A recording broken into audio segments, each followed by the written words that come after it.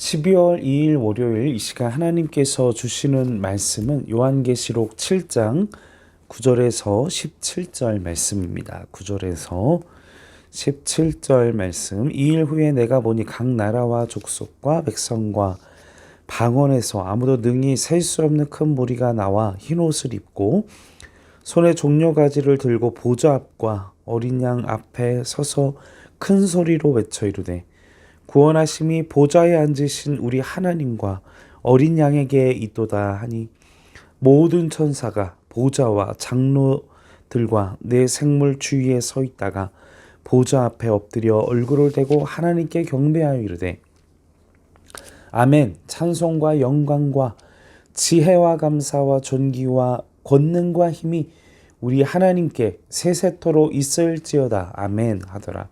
장로 중 하나가 응답하여 나에게 이르되 이 흰옷 입은 자들이 누구며 또 어디서 왔느냐. 내가 말하기를 내 주여 당신이 아시나이다 하니 그가 나에게 이르되 이는 큰 환난에서 나오는 자들인데 어린 양의 피에 그 옷을 씻어 희게 하였느니라.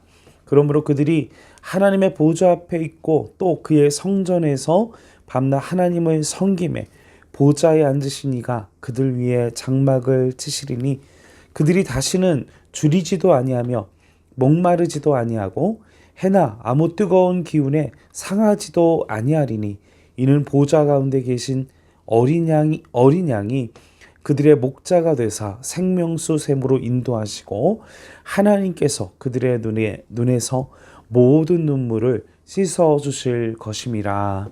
아멘.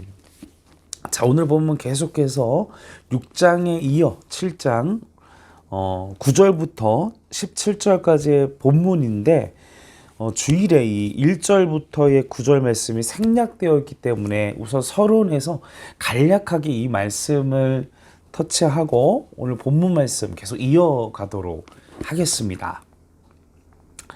자, 이 7장의 말씀은 제가 토요일 그 새벽 묵상 제가 말씀을 나눴을 때 마지막 그 끝절 기억하시겠죠? 예배를 드리셨다면 그 어떤 본문이었습니까? 마지막 절에 6장 마지막 절 누가 진노의 큰 날이 이르렀으니 누가 능히 서리오 17절 말씀이었죠. 근데 그 7장 말씀이 이 6장 17절 말씀의 응답에 해당되는 말씀의 내용이 되겠습니다. 그 7장의 내용들이. 자, 진노의 심판 가운데 베푸시는 하나님의 은혜에 대하여서 지금 말씀이 기록이 된 거라는 것이죠. 그래서 2절부터 7장 2절 말씀에 보면 이 하나님의 심판 가운데 이 천사들과 권한을 가지고 있는데 하나님의 구원을 그 인치신 백성들을 살리기 위하여 그 권한자들을 통해 정지, 스톱, 멈추도록 이렇게 말씀을 하십니다. 자, 3절 말씀에 기록되어 있죠. 그 말씀이 하지 말라. 땅이나 인치기까지 완전히 하나님의 그 구원에 예정된 그 백성들을 인치기까지 멈추도록 심판 중에도 하나님이 그 백성을 구원하시기 위한 선별, 구별의 방법을 지금 오늘 말씀 중에서 나타나 있다라는 사실인 것입니다. 이 구속의 은혜가, 이 구원의 은혜가 우리 안에, 우리의 삶 가운데 충만하기를, 그 구원의 감격이 우리의 삶 가운데 주님 앞에 설 때까지 영원할 것입니다. 구원은 하나님이 이루시기 때문에. 자, 근데 여기에서 이제 오늘 본문 말씀 9절에도 있고, 그리고 또 이제 5절, 6절, 이제 4절에 그 14만 4천이라는 숫자와 12,000, 각 지파별, 구원을 받은 각 지파의 그 숫자들이 12,000으로 쫙 나오는데, 이 12지파, 구원받은 12지파의 그 숫자, 구원받은 지파들의 숫자, 그러한 숫자입니다. 이 12지파에 속한 12,000명의 총합 14만 4천. 이것은 관용적인, 상징적인, 관용적인 표현이라는 것이죠. 딱 14만 4천 명만 구원받는다가 아니라 이 14만 4천은 그 12개 지파, 그리고 그 12개 지파 그 12,000명, 그리고 이 12,000이라는 숫자는 셀 수 없이 많은 수. 여러분, 이 말씀을 저번에도 제가 말씀을 드렸지만, 우리가 말씀을 대할 때 그 말씀이 기록된 배경, 그 나라, 그 언어, 그 문화, 이런 문학적인 표현들이 있잖아요. 그 나라와 그 시대와 그 단어와 그 환경들이 사용되어질 때 의미가 있습니다.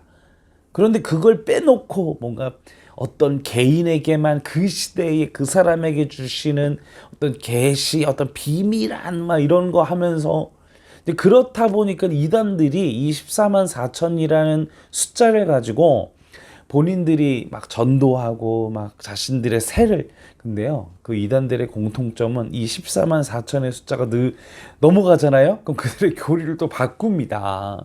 이 대표적인 후기 성도, 그리고 뭐 신천지도 그랬고요.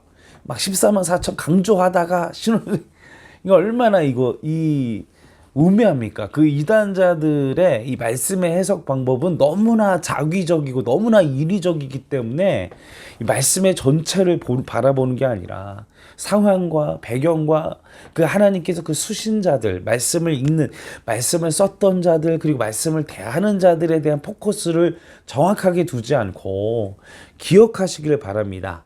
14만 4천은 이스라엘의 12지파의 그 구원받은 하나님의 선택된 각 지파별로 12,000. 근데 그 12,000이라는 것도 그 정해진 숫자가 아니라 수없이 많은이라는 당시에 이 정해진 관용적인 표현이라는 사실을 여러분 기억하시기를 바랍니다.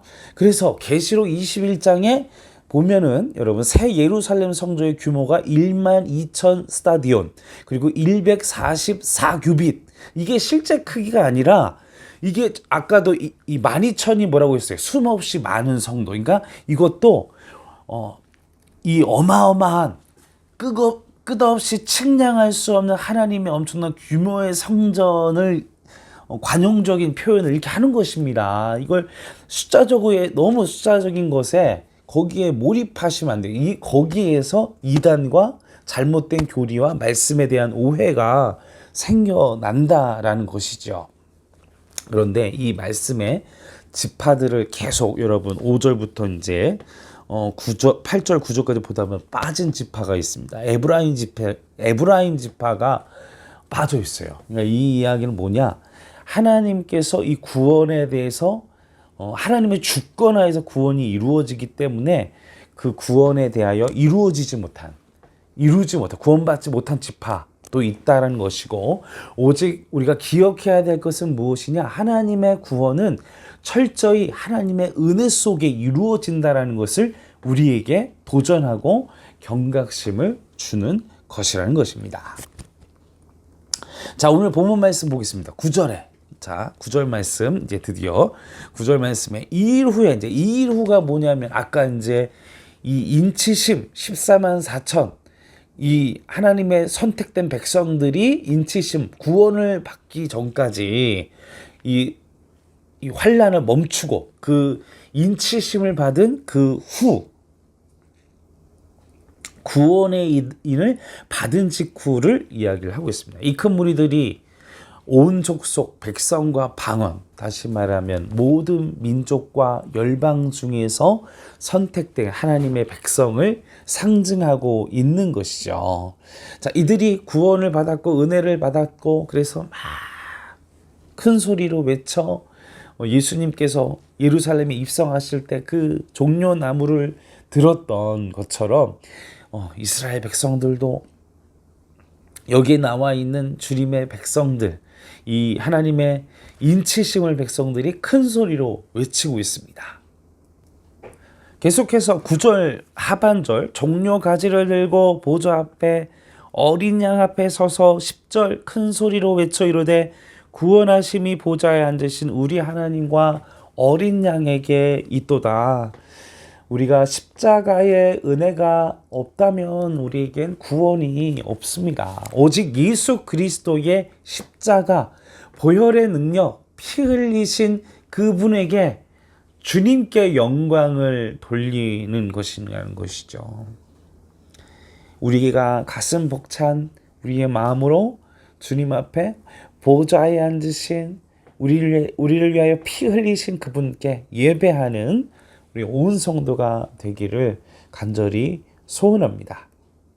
계속해서 이제 천사들과 11절부터 12절까지 천사들과 장로들과 내 생물과 그들이 예배하고 경배를 하고 있는 내용들이 나와 있죠. 그리고 12절 말씀에 보면 그 경배의 내용이 나옵니다. 12절을 읽어보겠습니다. 이르되 아멘 찬송과 영광과 지혜와 감사와 존귀와 권능과 힘이 우리 하나님께 세세토록 있을지어다. 아멘. 자, 여기에는 경배에 대한 내용이 나오죠. 아멘. 하나님께서 구원의 역사를 이루시는 것을 하나님을 인정하는, 그러합니다 주님, 하나님을 인정하는 것이라는, 이 세상에 하나님의 주권, 하나님의 손길, 하나님의 통치 없이는 구원하심이, 그리고 그 은혜가 없다라는 것, 그것을 하나님께 예배하고 경배하고 있습니다. 둘째는 무엇입니까? 찬송입니다. 찬송은 하나님을 칭찬하는 것, 하나님이 행하신 일들을 기뻐하고 그 일들을 막 이야기하는 것이죠. 찬송에는 복이라는 개념도 있습니다. 하나님께 찬송할 때 우리의 영혼이 자유해집니다. 우리를 억눌렀던, 그리고 우리 참 희한한 일이죠. 주님을 높이는 일인데, 주님을 높이는 일을 할 때 우리의 영혼이 자유해집니다. 찬송의 생활을, 경배의 생활을 놓치지 않기를 바랍니다. 셋째는 무엇입니까? 영광입니다. 오직 영광은 하나님께, 주 예수 그리스도께, 주님을 높이고, 영광은 생각하다, 주관하다라는 어근에서 온 말입니다. 영광은 오직 예수님의 명성, 영화, 빛을 생각하며 세상에 드러내는 것입니다. 자, 넷째는 무엇입니까? 지혜입니다. 바로 하나님께서 주시는 지혜를 말하고 있습니다. 지혜의 근본은 하나님이십니다. 다섯째는 무엇입니까? 감사입니다. 감사는 구원을 주신 하나님께 감사하는 것입니다. 이 세상을 주관하는 하나님께 우리는 감사하는 것입니다. 여섯째는 존귀입니다. 하나님을 최고의 가치로 여기는 것입니다. 모든 가치, 영예, 존경, 하나님을 최고로 존경하며 인정하는. 일곱째는 권능입니다. 하나님의 힘, 세력, 능력, 파워, 그 권능과 힘이 하나님께만 있다라는 것을 경배하는 것입니다. 여덟째는 힘입니다. 하나님께는 모든 힘과 능력, 이 세상에 이길 자는, 하나님을 이길 자는 없습니다. 힘과 권능이 하나님이시기 때문인 것입니다. 그 어떤 존재도 하나님을 절대로 이길 수 없습니다. 그런 하나님께 그 보좌 앞에 엎드려 영원토록 영광 받으시기 합당하신 하나님이라고 지금 찬송하고 경배하고 있다라는 것입니다. 계속해서 15절, 16절 말씀을 보겠습니다. 15절, 16절 말씀, 보좌 앞에 있고 그의 성전에서 밤낮 하나님을 섬김에, 자, 하나님의 인치심을 받은, 구원을 받은 백성들이 지금 하나님의 성전에서, 하나님의 보좌 앞에, 여러분 얼마나 우리의 삶이 코람데오 하나님 앞에서, 하나님의 존전에서, 하나님의 보좌 앞에서 살아가는지 우리의 삶을 돌아보시기를 바랍니다. 여러분, 우리의 성도의 삶은 끊임없는 도전은 무엇이냐? 나의 삶의 영역에 빈 여백이 없는 것입니다. 하나님과 동행하는데 항상 하나님의 보좌가 내 앞에 있는 삶, 그 여백이 없도록 나의 인생의 그 모든 시간 속에서 주님의 보좌 앞에 있는, 주님의 곁에 있는, 오늘 본문의 말씀대로 하나님 곁에 있는, 하나님의 보좌 앞에, 그의 성전에서 밤낮 하나님 앞에서 그런 삶을 멈추지 마시기를 바랍니다. 그런 자들에게 주시는 축복이 무엇입니까? 16절에 해를 당하지 않습니다. 상하지 않습니다. 17절 말씀 마지막으로 함께 읽어보겠습니다. 이는 보좌 가운데 계신 어린 양이 그들의 목자가 되사 생명수 샘으로 인도하시고 하나님께서 그들의 눈에서 모든 눈물을 씻어 주실 것임이라. 이 말씀으로 여러분 위로 받으시길 바랍니다. 주님이 우리의 목자가 되어 주십니다. 우리를 생명수 샘으로, 그 생명수는 어떤 생명수입니까? 영원히 목마르지 않는, 그리고 우리의 모든 슬픔과 고통을 씻어주시는, 하나님의 인치심을 받은 백성은 늘 하나님 곁에 있는, 하나님과 동행하는, 하나님 품에 안겨있는 자들입니다. 이 은혜와 축복을 영원히 누리시는 우리 행전교회 그리고 온 성도가 되기를 주님의 이름으로 간절히 축원합니다. 함께 기도하시겠습니다. 아버지여, 나의 삶이 항상 하나님과 동행하게 하소서. 나의 삶이 주님의 보좌 앞에 있게 하소서. 나의 삶이 항상 하나님을 제일로 사랑하며 하나님 곁에서 살아가게 하소서. 늘 하나님의 사랑 안에 행복하게 하소서.